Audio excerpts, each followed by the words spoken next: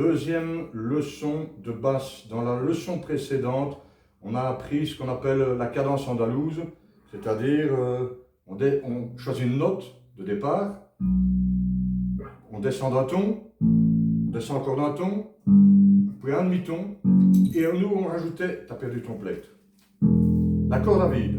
Donc l'idée c'était de contrôler le pincé de la corde et l'étouffement des cordes non jouées.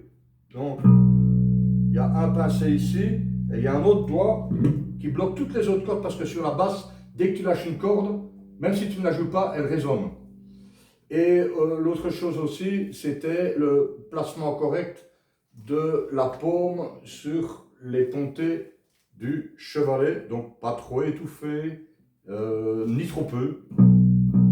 Donc en fait, l'idée dans le cours précédent, c'était de maîtriser l'exercice sur une seule corde. Ici, on travaille sur des groupes de 2 cordes. On va travailler sur un endroit facile du manche, parce qu'ici, c'est une basse bon marché, elle n'est pas très bien réglée, elle ne sonne pas très bien en début de manche. Donc on va rester focus sur la case 9, case 9 et case 7. C'est facile là, c'est le dernier repère avant le double repère. Donc en 12, il y a un double repère. On est sur le dernier repère et l'avant-dernier repère. C'est comme ça qu'on doit se repérer. Il y a des points sur le côté, il faut s'y référer. Donc, on commence sur la 3e corde, sur la corde là, en 9e case. Et donc, c'est un exercice un peu similaire au précédent. On va jouer 4 noirs. 1, 2, 3, 4. Puis 8 croches. 1 et 2 et 3 et 4 et... En passant bien la corde, en étouffant bien la grosse corde avec le pouce et en étouffant bien les petites cordes avec les autres doigts. Directement, on remonte sur la grosse corde et on fait le même exercice. 1, noir, noir, noir, crochet, crochet, crochet, crochet. On redescend sur la corde là et on se déplace de 2 cases vers la gauche. On est donc en 7e case et on fait le même exercice. Donc en fait, on fait ceci.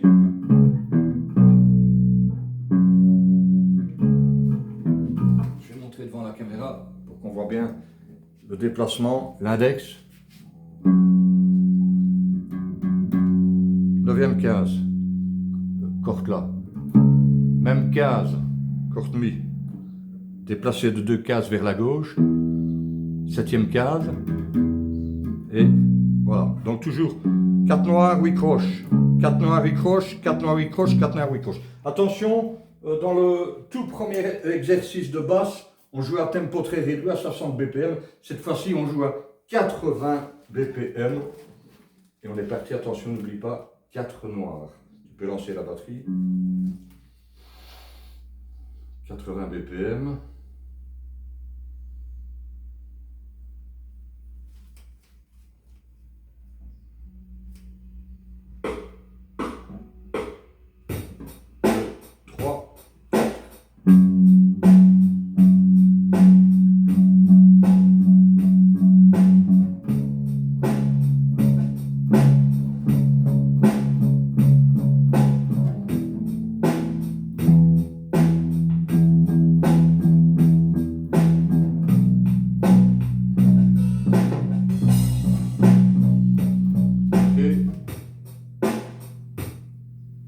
Je montre l'exercice suivant. On va faire exactement la même chose, mais sur les 2 cordes centrales.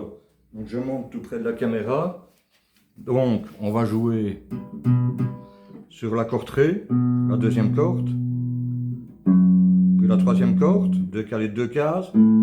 C'est le même exercice. C'est juste un peu plus compliqué parce que la main doit rouler derrière le manche, donc le pouce va devoir évidemment bloquer 2 cordes, 2 grosses cordes. Et la petite corde qui est en dessous, normalement, il n'y a pas à la bloquer avec les autres doigts.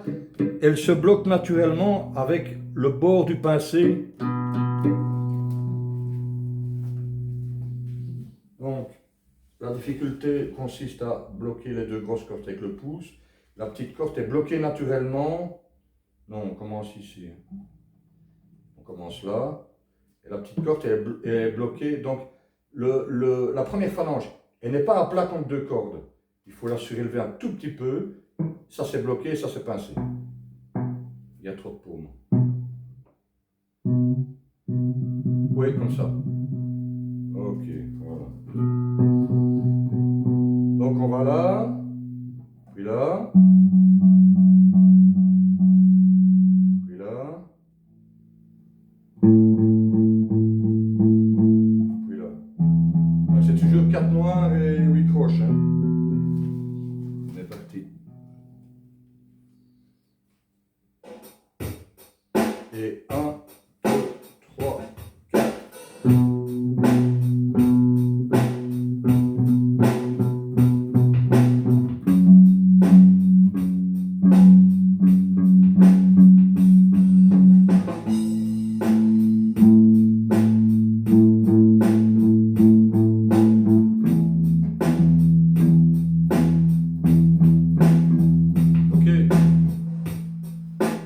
Exercice, on fait le même sur les 2 petites cordes.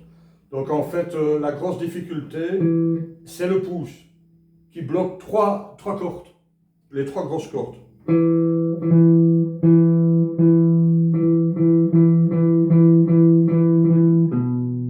Ok, tu as compris l'exercice, on y va tout de suite. 1, 2, 3, 4.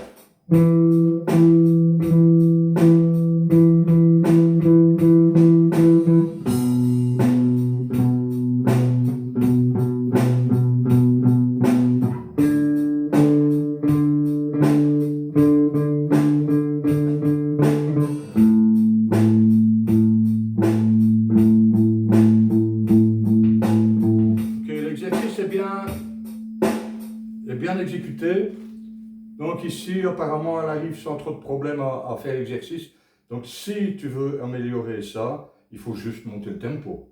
Donc de 80, il faut passer à 90, 90. Voilà. Ok, terminé pour aujourd'hui.